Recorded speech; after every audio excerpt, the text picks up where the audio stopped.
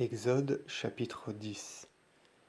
Et le Seigneur parla à Moïse, disant, Entre vers le Pharaon, car j'ai endurci son cœur et celui des hommes de sa maison, afin qu'à l'avenir ces signes arrivent sur eux, et que vous racontiez à vos enfants et aux enfants de vos enfants comment les Égyptiens m'auront servi de jouet, et les signes que j'aurai faits chez eux, ainsi vous connaîtrez que je suis le Seigneur.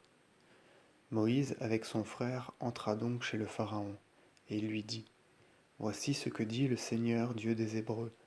Jusqu'à quand refuseras-tu de me révérer? Renvoie mon peuple, afin qu'il m'offre un sacrifice. Si tu refuses de renvoyer mon peuple, demain, à pareille heure, je ferai venir sur ce territoire une multitude de sauterelles, qui couvrira la face de la terre. Tu ne pourras voir la terre, et tout ce qui sort de terre, tout ce qu'a épargné la grêle, tout arbre qui germe pour vous sur ce territoire sera dévoré. Tes demeures en seront remplies, ainsi que les maisons de tes serviteurs, et toute habitation en la terre d'Égypte. Jamais vos pères ni vos ancêtres n'ont vu pareille chose, depuis le jour où ils sont venus en cette contrée jusqu'à aujourd'hui. Et Moïse, s'étant détourné, quitta le Pharaon.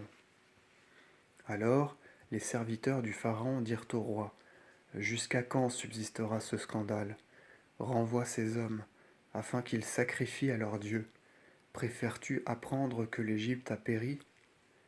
Ils firent ainsi revenir auprès du Pharaon Moïse et son frère. Et le roi leur dit, Allez et sacrifiez à votre Dieu. Mais quels sont ceux qui doivent partir? Et Moïse dit, Nous partirons avec nos jeunes hommes et nos vieillards, avec nos fils et nos filles, avec nos brebis et nos bœufs, car c'est la fête du Seigneur. Et il répondit, Que le Seigneur soit avec vous comme je vous renvoie. Laisserai-je donc échapper vos possessions aussi? Vous voyez que la malice réside en vous. Non pas ainsi, mais que les hommes portent ce qu'ils sacrifient au Seigneur, puisque c'est ce que vous demandez. Et on les chassa de la présence du Pharaon. Le Seigneur dit alors à Moïse, Étends la main sur la terre d'Égypte, que des sauterelles montent sur la terre, qu'elles dévorent toutes les herbes de la contrée, et tous les fruits des arbres qu'a épargnés la grêle.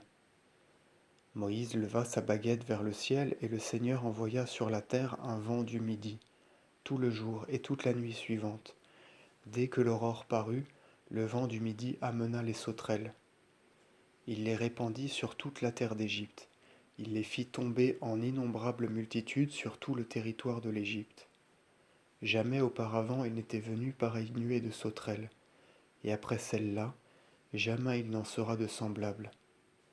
Elle couvrit toute la face de la terre, et la terre en fut dévastée. Elle dévora toutes les herbes de la terre et tous les fruits des arbres que la grêle avait épargnés. Il ne resta rien de vert, ni sur les arbres, ni aux champs, dans toute la terre d'Égypte.